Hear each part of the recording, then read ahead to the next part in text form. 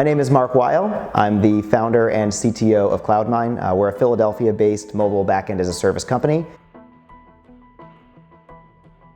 CloudMine's approach to security is really two-pronged, and it's important to keep in mind both of these factors. On the one hand, you have to have the security built into the product itself, and we help with that by helping you make sure that the data that you store client-side remains encrypted on the device, that it's encrypted in transit back to our services, and that while we hold it on the server for you, it remains encrypted and properly firewalled and segmented away from public traffic and would-be hackers.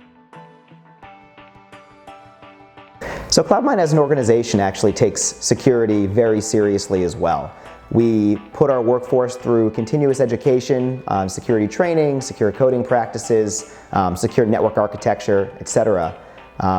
And we prove this to our customers by undergoing annual and biannual security audits, penetration tests, and attaining various regulatory compliance certifications such as HIPAA, HIPAA HITECH, and ISO 27001.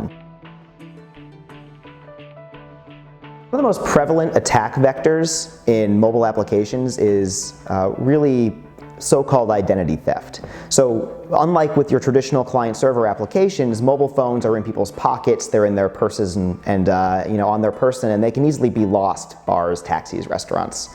And because of this, if you don't have your phone properly locked down, somebody could take your phone and use your applications as if they were you, thereby stealing your identity through those applications.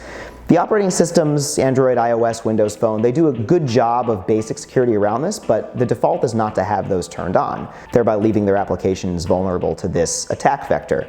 So one thing that application developers can do is to help by adding an additional layer of security into the application itself, encrypting the contents of their caches, even if the operating system isn't set to actually encrypt, using in-application encryption libraries.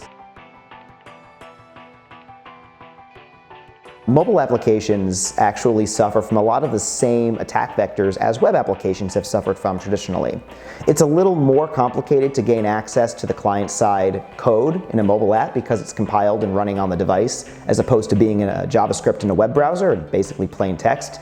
However, it is still possible to do. So a really common attack vector is where somebody can gain access to your compiled iOS or Android application and decompile it and extract your API key. And an API key is just a really basic way to have a string of characters on the client side and the same string of characters on the server side and validate that they're the same. And it provides a very basic level of protection to make sure that no one can just make API calls to your servers who shouldn't be allowed to do so.